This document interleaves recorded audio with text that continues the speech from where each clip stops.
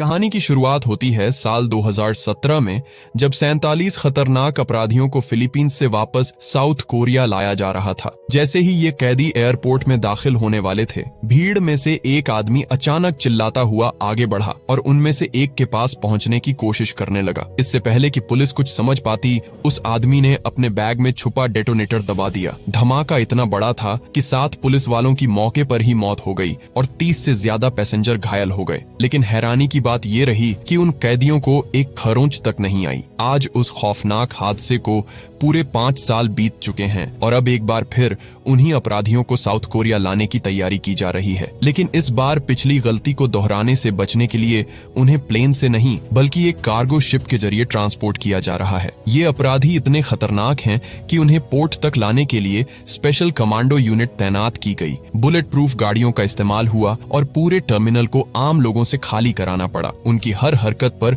Drone और satellites के जरिए लगातार नजर रखी जा रही है, क्योंकि जरा सी चूक भी ठीक वैसा ही खौफनाक हादसा दोहरा सकती है जैसा 5 साल पहले हुआ था। चेकिंग के दौरान ऑफिसर ली सियोक एक टैटू वाले क्रिमिनल को बहुत मारता है। दरअसल इन दोनों के बीच पहले से ही पुरानी दुश्मनी चल रही थी और ली जब भी गुस्से में होता, अपना गुस्सा इसी कैदी पर निकालता था। पार्क जोंग भी कोई मामूली अपराधी नहीं है। इस आदमी ने मल्टीपल मर्डर और एक लड़की के साथ रेप किया था, जिसकी सजा उसे कोरिया में मिलेगी। हम यहाँ एक और कैदी को देखते हैं जो दिखने में बहुत स्वीट और भोला भाला लग रहा था, पर आप मानेंगे नहीं कि असल में यही इन सब में से सबसे खतरनाक आदमी है। इसी दौरान एक डॉक्टर अपनी नर्स के साथ पोर्ट पर पहुंचता है, जो इन्हीं कैदियों के साथ ही कोरिया जाएगा। वहीं दूसरी ओर वूंग, जो इस पूरे ऑपरेशन का हेड है, कार्गो नेविगेशन हेडक्वार्टर पहुंचता है और वहां पहुंचते ही उसके लोग कंट्रोल रूम में मौजूद सभी कर्मचारियों को बाहर निकाल देते हैं और खुद पूरे सिस्टम की कमान संभाल लेते हैं। इसी दौरान सभी कैदियों को शिप में बैठा दिया जाता है। ली सियोक वार्निंग देते हुए कहता है, अब हम इंटरनेशनल सी में हैं,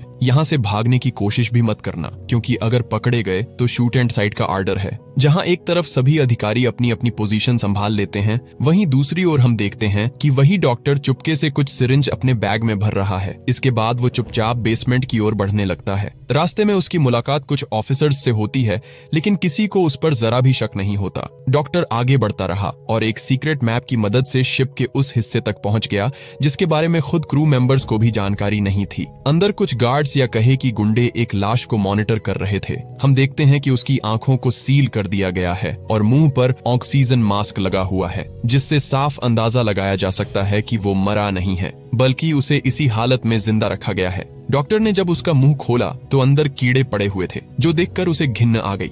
उन गुंडों ने कहा, डॉक्टर तू बहुत बकबक करता है, अपना काम कर और निकल। डॉक्टर चुप रहता है और फिर वही करता है जो उससे कहा गया। वो उस लाश को एक बेहोशी का इंजेक्शन देता है। फिर बाकी गुंडों में से एक उसे याद दिलाता है कि हर 6 घंटे में ये इंजेक्शन देना जरूरी है, वरना ये मुर्दा चलने लगेगा। वहीं दूसरी ओर सभी कैदियों को खाना दिया जा रहा था। जैसे ही खाने के डिब्बे मिले, ज्यादातर कैदी उस पर टूट पड़े, लेकिन पार्क जोंग शांत बैठा रहा, जैसे किसी मौके का इंतजार कर रहा हो। तभी हम देखते हैं कि उसके मुंह के अंदर एक छोटा सा मेटल का टुकड़ा छिपा हुआ है, जिसे उसने न जाने कब से वहां छुपा रखा था। कुछ देर बाद जब पुलिस वाले थोड़ी देर के लिए अपनी जगह से हटे, तो पार्क ने मौका देखकर उस मेटल टुकड़े को बाहर निकाला और धीरे धीरे अपनी हथकड़ियां खोलने लगा। पास बैठा एक और कैदी उसे ये करते हुए देख लेता है, जिससे उसमें भी उम्मीद जगी कि वो यहाँ से भाग सकते हैं। इसी बीच हम शिप पर कुछ लोगों को देखते हैं जिन्हें किचन में काम करने के लिए रखा गया था। उनमें से एक आदमी कैदियों के लॉक को तोड़ देता है और फिर वो अपने साथियों को साथ एक रूम में जाता है जहां ढेर सारे वेपन्स रखे हुए थे।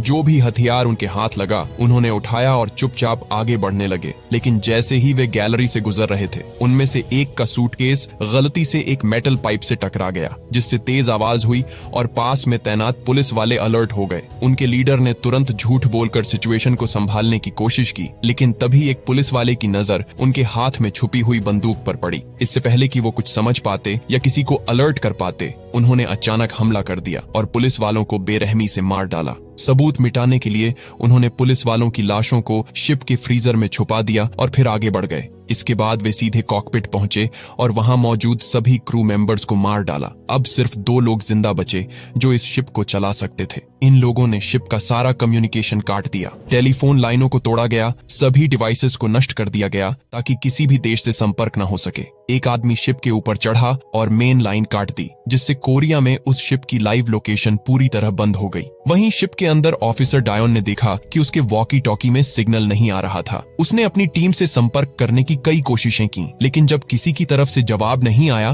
तो वह खुद ऊपर जाकर पता लगाने की कोशिश करने लगी कि आखिर क्या चल रहा है। दूसरी तरफ पार्क के साथ मौजूद एक कैदी हथकड़ी खोलने में लगा हुआ था, लेकिन उसी दौरान गलती से उसका हाथ एक मेटल पाइप से टकरा गया, जिससे आवाज हो गई। आवाज सुनकर एक पुलिस वाला वहां आया। उसने देखा कि एक कैदी ने लॉक तोड़ दिया है तो वो तुरंत एक्टिव हो गया, लेकिन तभी पार्क ने पीछे से उस पर हमला कर दिया। उसने उसे बुरी तरह पीटा और फिर उसका सिर फोड़कर उसकी जान ले ली। पार्क के बाकी साथी भी ऑफिसर्स को मारते काटते हुए सेल तक पहुंचते हैं और इस बीच उन्होंने इतना खून खराबा किया कि जिसकी कोई हद नहीं थी। पार्क अपने लोगों को सभी को मारने के आर्डर्स देता है। इसके बाद उसने उस ऑफिसर के दिल में चाकू घोंप कर उसे तड़प तड़प कर मरते हुए देखा, लेकिन वो यहीं नहीं रुका। फिर अपनी पेंट उतारी और उसकी लाश पर पेशाब किया ताकि उसके दिल को सुकून मिले। इसी बीच ऑफिसर डायोन ली को ढूंढते हुए डेक पर आ जाती है। जैसे ही उसने डॉक्टर को ऊपर आते देखा, उसने तुरंत पूछा कि वह नीचे क्या करने गया था। डॉक्टर थोड़ा घबरा गया और मन ही मन कोई जवाब सोचने लगा, लेकिन तभी ली वहां पहुंच जाता है, जिससे डॉक्टर बच जाता है।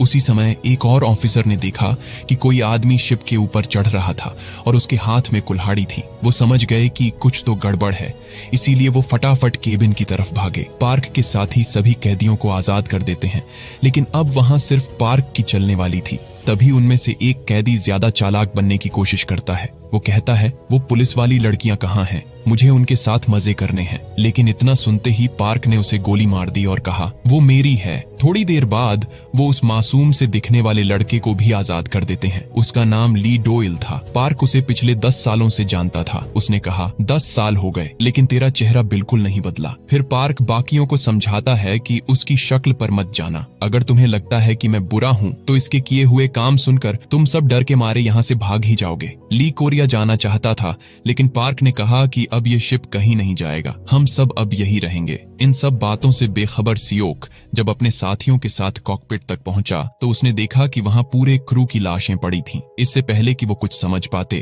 कॉकपिट में छिपे लोगों ने उन पर अचानक गोलियों की बौछार कर दी। इस हमले में कुछ लोग मारे गए, लेकिन सियोक, डायोन और कुछ अन्य अफसर किसी तरह बच गए। फिर एक हमलावर ने एक क्रू मेंबर के सिर पर बंदूक रख दी और उन्हें ब्लैकमेल करने लगा। उसकी चाल काम कर ही रही थी कि तभी डायोन ने बड़ी होशियारी से उसे डिसआर्म कर दिया और मौका मिलते ही सियोक ने उसे गोली मार दी। पायलट काफी डरा हुआ था, लेकिन उसने बताया कि इंजन रूम में एक सैटेलाइट फोन रखा है जिससे कोरिया में संपर्क किया जा सकता है। इधर गोलियों की आवाज सुनकर डॉक्टर घबरा गया। उसने नर्स से पूछा, क्या तुम्हें भी बाहर से गोली चलने की आवाज आई? लेकिन नर्स उस समय बियर के नशे में थी और उसे लगा डॉक्टर मजाक कर रहा है। वो बोली, मैं जाकर देखती हूँ, पर डॉक्टर ने उसे तुरंत रोक लिया और दरवाजा बंद करके लॉक कर दिया।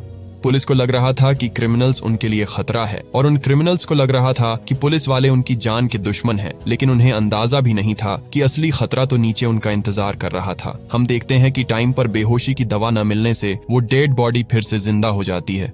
इसी बीच पार्क अपने लोगों के साथ इंजन रूम की ओर जाता है। रास्ते में उसे कुछ वर्कर्स मिलते हैं जिन्हें मारने में वो जरा भी देर नहीं करते। उन्होंने इंजन रूम में घुसकर बचे कुचे लोगों को भी मार दिया और वो सैटेलाइट फोन उसके तो उन्होंने परखच्चे उड़ा दिए। अब कोई तरीका ही नहीं था कि ये शिप किसी से संपर्क कर सके। चीफ इंजीनियर ने कहा कि शिप उसके बिना नहीं चल सकती। ये सुनकर सभी कैदी हंस पड़े, क्योंकि उनका इरादा तो शिप चलाने का था ही नहीं। उन्होंने मजाक उड़ाते हुए कहा, तेरे साथियों ने भी मरने से पहले यही बोला था। पार्क उसे मारने के लिए आगे बढ़ा, पर तभी ली उसे रोक लेता है और कहता है, बस अब बहुत हुआ। उन दोनों में लड़ाई होने ही वाली थी कि तभी सियोक अपनी बची हुई टीम के साथ उन्हें घेर लेता है। इंजीनियर ने कहा, यहाँ गोली मत चलाना, पर ये लोग कहाँ किसी की सुनने वाले थे। पार्क चाहता था कि वो सियोक को अपने हाथों से तड़पा तड़पा कर मारे, पर निहत्था होने के बाद भी सियोक की आंखों में उसका कोई डर नहीं था। दोनों ग्रुप्स के बीच बहुत भयानक लड़ाई शुरू हो जाती है। कोई किसी का गला काट रहा था तो कोई किसी का सर फोड़ रहा था। उसी दौरान एक आदमी भागने की कोशिश करता है, पर तभी वो डेड बॉडी अचानक उसके सामने आ खड़ी हो गई। अल्फा ने उसे इतनी जोर की लात मारी कि उसके शरीर के अंग टूटकर चूर चूर हो गए। सब अपनी आपस की लड़ाई भूलकर बस उस मॉन्स्टर को ही देख रहे थे। अल्फा उन सभी को एक एक करके स्कैन करता है और फिर चाकू उठाकर उन्हें इस तरह काटता है जैसे कि कोई कसाई हो। ऐसा लग रहा था कि उसे प्रोग्राम ही किया गया हो कत्लेआम के लिए। बस उसे ये बताना भूल गए कि किसकी जान बख्शनी है। अल्फा ने एक का सर पकड़ा और उसमें इतनी जोर से अपनी उंगलियां धसाई कि उसका सर पिचक लग गया। सब उसे देखकर थर थर कांप रहे थे। लेकिन तभी हम ली को देखते हैं, जिसकी आंखों में उसका जरा भी डर नहीं था। सियोक ने जब उस पर हमला करना चाहा तो अल्फा ने उसे भी बहुत मारा। पार्क ने उस पर एक के बाद एक कई गोलियां चलाई, पर उसे खरोच भी नहीं आई। उल्टा उसके घाव बहुत जल्दी भर रहे थे, जिससे उसे मारना और मुश्किल हो रहा था। बाकी लोग बचकर भाग गए, लेकिन अल्फा ने पार्क का पीछा किया। अब दोनों आमने सामने खड़े थे, लेकिन साइको पार्क अभी भी नहीं समझ पाया था कि उसे हराना उसके बस की बात नहीं थी। अल्फा ने एक हथौड़े से उसके हाथ तोड़ दिए और फिर उसी हथौड़े से उसे पीट पीट कर उसके सर का कचूमर बना दिया। शिप को चलाने वाला कोई नहीं था, इसीलिए जल्दी वहां वार्निंग के सायरन बजने लगते हैं। इससे पहले सियोक कुछ समझ पाता, अल्फा ने उसे पकड़ लिया। उसकी जान बस जाने ही वाली थी कि तभी ली बीच में कूद पड़ा और उसकी जान बचा ली। डायोन ने उस पर गोलियां चलाई, लेकिन अल्फा की बॉडी बहुत जल्दी रिकवर कर रही थी। उसकी बॉडी में इतना वजन था कि उसे हिला भी पाना किसी आम इंसान के लिए नामुमकिन था। किसी तरह जान बचाकर भागते हुए ली ने एक मोटे लोहे का गेट बंद करना चाहा, पर अल्फा उसे अपनी पूरी ताकत से रोकने की कोशिश करता है। इससे पहले वो दरवाजा तोड़ देता, उन्होंने हिम्मत करके उसे जोर से लात मारी और इसी बीच दरवाजा बंद हो गया। इसी बीच वूंग एक सैटेलाइट की मदद से उस शिप को समुद्र में ट्रैक कर लेता है। तस्वीरें देखकर वो तुरंत समझ गया कि कुछ तो गड़बड़ है। जरूर उन कैदियों ने शिप पर कब्जा कर लिया होगा। वो बार बार एक आदमी के कॉल को टालने की कोशिश कर रहा था, लेकिन हालात ऐसे हो गए कि आखिरकार उसे फोन उठाना ही पड़ा। कॉल पर उसका बॉस गुस्से में कहता है कि उस शिप पर जाओ और अल्फा को यहाँ लेकर आओ। वूंग उसे समझाने की कोशिश करता है कि ये बहुत रिस्की है, लेकिन उसकी ये बात सुनकर उसका बॉस और भी ज्यादा गुस्सा हो गया। इसी बीच हम उसकी चेस्ट पर टैटू देखते हैं।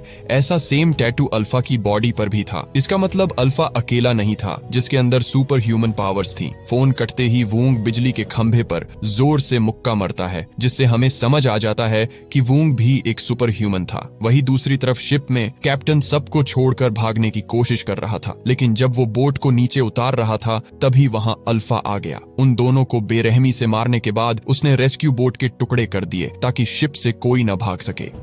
पास ही मौजूद नर्स को अपने केबिन के बाहर कुछ जोर जोर से पटकने की आवाजें सुनाई दी। वो थोड़ी घबराई हुई थी, लेकिन डॉक्टर के मना करने के बावजूद वो धीरे धीरे गेट की तरफ बढ़ने लगी। जैसे ही उसने बाहर झांका, अल्फा ने उसकी गर्दन पकड़ ली और इतनी जोर से दबाया कि उसकी गले की नसें फट गईं। इतनी खूबसूरत लड़की की इतनी भयानक मौत देखकर डॉक्टर ने अपनी आंखें बंद कर लीं ताकि उसे ये घिनौना मंजर देखना ना पड़े। ज्यादा देर रुकता तो उसका भी यही हाल होता है, इसीलिए वो अपनी पूरी जी जान लगाकर भागा और आखिर में ऑफिसर सियोक और ली से मिला, जो उसी को ढूंढते हुए शिप में भटक रहे थे। सियोक ने डॉक्टर से पूछा, तुम उसके बारे में क्या जानते हो? इसके जवाब में डॉक्टर ने उसे सब कुछ सच सच बता दिया। दरअसल प्रोजेक्ट अल्फा एक गैर कानूनी एक्सपेरिमेंट था जिसे इओनन जेनेटिक्स नाम की फार्मा कंपनी चला रही थी। ये कंपनी शुरुआत में इंसान को 10 साल तक जवान बनाए रखने वाली टैबलेट बनाती थी, लेकिन इसकी आड़ में वे सुपर ह्यूमन वेपन तैयार कर रहे थे। उन्हें बहुत चोट आई थी, पर डॉक्टर ने बताया कि वो अपनी फर्स्ट एड किट बेसमेंट में ही छोड़ आया है। सियोक कहता है कि तुम लोग नीचे जाओ, मैं देखकर आता हूँ कि कोई जिंदा बचा है कि नहीं।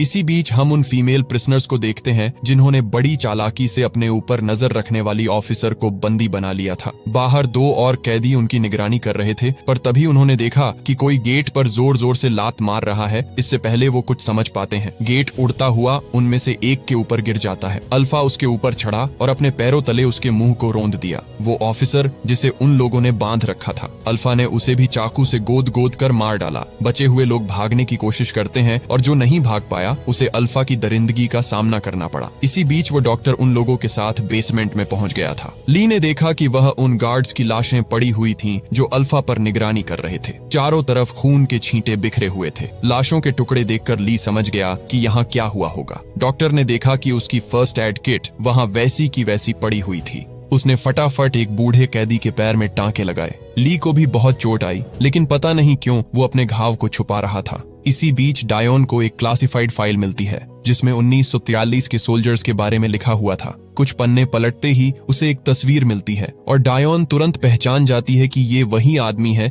जिसने सभी को मारा है। पता चलता है कि वो 1911 में पैदा हुआ था, यानी ये आदमी 110 साल से जिंदा है। आगे ये भी लिखा हुआ था कि उसे 1943 में जापानी लोगों के साथ वर्ल्ड वॉर 2 लड़ने के लिए मजबूर किया गया, जहां उसने अपना एक हाथ गंवा दिया और जब वो जापानियों के किसी काम का नहीं रहा तो उन्होंने उसे बंदी बना लिया और उस पर अजीबो गरीब एक्सपेरिमेंट्स किए। डॉक्टर ने जब आगे पढ़ना शुरू किया तो पता चला कि इस एक्सपेरिमेंट से सब्जेक्ट वायलेंट और डेंजरस हो जाते थे और उनकी ताकत भी आम इंसान से 10 गुना ज्यादा बढ़ जाती थी। जापानी इन सोल्जर्स को वॉर में इस्तेमाल करना चाहते थे, पर कुछ गड़बड़ हो गई। इसके बाद हमें 1943 का एक फ्लैशबैक दिखाया जाता है।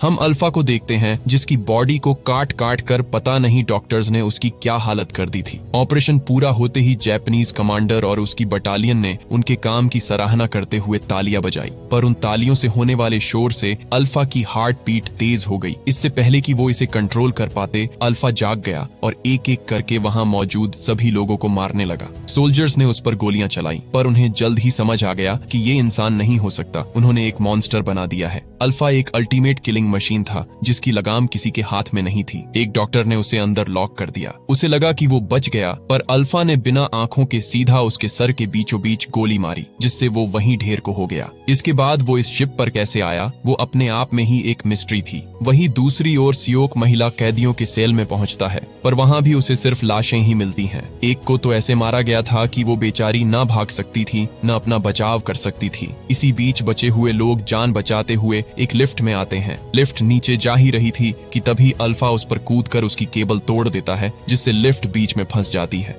इसके बाद उसने लोहे की चादर को ऐसे फाड़ दिया जैसे कि वो कोई कागज हो। उसने एक को पकड़ लिया और उसे ऊपर खींचकर उसे नोचने लगा। सियोक ने पहुंचने में देर कर दी थी। उसने सबसे पहले उस फीमेल प्रिजनर की लिफ्ट से निकलने में मदद की, लेकिन उस दूसरे कैदी की जान बचाना इतना आसान नहीं था। वो कैदी भी ये बात समझ गया था, इसीलिए उसने उन दोनों को बचाने के लिए अल्फा को रोके रखा। जल्द ही लिफ्ट टूट गई और वो दोनों सीधा कई फीट नीचे जा गिरे। धमाका इतना तेज था कि आवाज बेसमेंट तक सुनाई दी, लेकिन जब सियोक ने नीचे झांका तो पाया कि वो अभी तक जिंदा था। वही वोंग अपने लोगों के साथ शिप पर पहुंच गया था। उसके लोग लैंड करने से पहले खुद में सुपर सोल्जर सीरम इंजेक्ट कर लेते हैं, जिससे उन्हें कुछ देर के लिए सुपर ह्यूमन पावर्स मिल जाती है। इसी बीच सियोक अल्फा से जान बचाते हुए किचन में आ जाता है। उसने अंदर से दरवाजा बंद कर दिया और उस कैदी को कहा कि वो फ्रीजर में छिप जाए। कुछ देर बाद अल्फा दरवाजा तोड़ते हुए अंदर घुसा। सियोक ने उस पर कई गोलियां चलाई, पर सब की सब बेकार चली गई। अल्फा ने उसे उठाकर पूरे किचन भर में पटका, जिससे उसकी हालत खराब हो गई, पर फिर भी सियोक ने हार नहीं मानी। उसने अल्फा के हाथ में चाकू दे मारा और जब उससे भी बात नहीं बनी तो उसने अपने दांतों से उसे काटना शुरू कर दिया। अल्फा उसे मारता रहा, लेकिन जब तक सियोक ने उसके हाथ को काटकर अलग नहीं कर दिया, उसने उसे छोड़ा नहीं। उसकी आंखों में मौत का कोई डर नहीं था, लेकिन आखिर में अल्फा ने उसे जोर से लात मारकर उसकी गर्दन तोड़ दी, जिससे उसकी मौत हो गई। वही वो फीमेल प्रिजनर फ्रिज के अंदर से आवाज कर देती है, जो अल्फा सुन लेता है। उसे समझ नहीं आ रहा था कि वो क्या करे, इसीलिए वो उन्हीं लाशों के बीच मरे होने का नाटक करने लगी। अल्फा जब गेट तोड़कर अंदर आया तो उसे कुछ दिखाई नहीं दिया, क्योंकि वो शरीर की गर्मी से अपने शिकार को ढूंढता था। यहाँ तक कि वो उसके इतने करीब आ गया था कि उसकी सांसें अल्फा के चेहरे को छू रही थीं, पर अंदर इतनी ठंड थी कि अल्फा कुछ महसूस नहीं कर सकता था। इसी बीच अल्फा को हेलीकॉप्टर की आवाज आई, जिससे उसका ध्यान भटक गया और वो वहां से चला गया। वोंग जैसे ही शिप में आया, उसने देखा कि चारों ओर लाशें पड़ी हुई थीं। सोल्जर्स ने एक एक कोने की तलाशी ली, पर उन्हें कुछ नहीं मिला। इससे पहले वो आगे बढ़ते, वो फीमेल प्रिजनर मदद की उम्मीद में भागते हुए उनके पास आ पहुंची। उसने कहा, जल्दी यहाँ से चलो, नहीं तो वो आ जाएगा, पर वोंग ने वहीं उसे गोली मार दी। उनकी आवाज सुनकर डायोन और डॉक्टर उन तक पहुंच गए, पर जब उन्होंने सामने लाश पड़ी देखी तो वो समझ गए कि ये उन्हें बचाने नहीं आए। डायोन ने तुरंत उन्हें सरेंडर करने को कहा, लेकिन वोंग ने उसे भी मार दिया। वो बाकियों को भी मारने वाला था, पर तभी ली सुपर स्पीड से उन सोल्जर्स को ऐसा करने से रोक लेता है। वोंग सोच में पड़ गया कि ये कौन है, पर जब उसने उसके कपड़े फाड़कर उसकी चेस्ट पर वो निशान देखा तो वो समझ गया कि ये उनमें से ही एक था। ली इस शिप में जानबूझकर आया था ताकि वो उन तक पहुंच सके। वोंग ने जब उसे गौर से देखा तो उसे याद आ गया कि वो कौन था। दरअसल सालों पहले दो गैंग्स आपस में भिड़ गई थीं, जिसमें सभी ने एक दूसरे को मार दिया। उन मरने वाले लोगों में ली भी शामिल था। वोंग ने सभी की लाशें उठाई और उन्हें एक्सपेरिमेंट के लिए भेज दिया। उन दर्जनों लाशों में सिर्फ ली ही था जिस पर उनकी दवा का असर हुआ था, पर जब पहले कुछ घंटों तक उसकी बॉडी में कुछ हरकत नहीं हुई तो उसे मरा हुआ समझकर उसे बाकी लाशों के साथ ठिकाने लगाने को कहा गया। इसके बाद उन सभी को एक पिग फार्म में लाया गया और उन पर कोई चीज छिड़की गई ताकि सुअर उन लाशों को अपना चारा समझकर खा जाए। पर तभी ली को होश आ जाता है और जब उसने सुना कि यहाँ उसे मारने की बातें हो रही हैं, तो उसने वह मौजूद हर एक आदमी को मार दिया और भाग गया। जल्द ही उसे समझ आ गया कि अब वो कोई आम इंसान नहीं था, पर फिर भी उसने कोशिश की उसके बारे में किसी को पता न चले और खुद को दुनिया से छुपा कर रखा। पर किस्मत को शायद ये मंजूर नहीं था। जल्द ही वूंग ने उसकी फैमिली को ढूंढ लिया और उसकी वाइफ और बेटे को मार दिया। शुरुआत से लेकर अब तक ये सब ली की साजिश थी ताकि वो अपने परिवार के कातिलों तक पहुंचकर उनसे बदला ले सके। वो दोनों लड़ ही रहे थे कि तभी वह अल्फा आ जाता है। वूंग ने कहा, सिर्फ इसके सर पर गोली मारना, जिसके बाद सोल्जर्स ने उस पर गोलियों की बारिश कर दी। अल्फा किसी तरह खुद को शील्ड करते हुए एक एक को मारता चला गया। इसी बीच डॉक्टर और वो कैदी मौका मिलते ही वहां से भाग खड़े हुए। उन्होंने बाहर आकर देखा कि हेलीकॉप्टर अभी भी वहीं खड़ा था। वो जल्दी से अंदर घुसे और पायलट के सर पर बंदूक रखकर उसे यहाँ से चलने को कहा। पर ये उनकी बहुत बड़ी भूल थी, क्योंकि पायलट तुरंत उन दोनों को गोली मार देता है और इस तरह इस शिप में आने वाले सारे इंसान मारे जा चुके थे। बचे थे तो सिर्फ मेटा ह्यूमंस। वहीं अंदर अल्फा वूंग पर अटैक करता है, पर वो बाकियों की तरह मामूली टारगेट नहीं था। वूंग ने कहा, तुम बहुत महंगे हो, काश तुम्हें मारना न पड़ता, लेकिन कोई बात नहीं, मुझे तुम्हारा रिप्लेसमेंट मिल गया। वूंग ने उसे बहुत मारा और बेरहमी से अल्फा का गला रेंत कर उसका काम तमाम कर दिया। अब शिप पर सिर्फ वूंग और ली ही बचे हुए थे। उन दोनों के बीच जोरदार टक्कर हुई। दोनों ही बराबर ताकतवर थे, लेकिन वूंग के पास मिलिट्री का एक्सपीरियंस था जो ली पर बहुत भारी पड़ रहा था। उसे मारने से पहले वूंग ने उसे कहा, तुम्हारे बेटे की शक्ल हूबहू तुमसे मेल खाती है। तुम्हें मारकर मुझे वही दिन याद आ रहा है जब मैंने उसे मारा था। ये सुनकर ली गुस्से से पागल हो गया। उसने वूंग को कई बार चाकू से स्टैब किया और उसे इतनी जोर की लात मारी कि वो रेलिंग तोड़ते हुए सीधा समुद्र में जा गिरा। ली इतने पे ही नहीं रुका, वो भी उसके साथ नीचे कूद गया और उसे तब तक मारता रहा जब तक वो मर नहीं गया। इस काली रात के बाद जब अगले दिन का सूरज उगा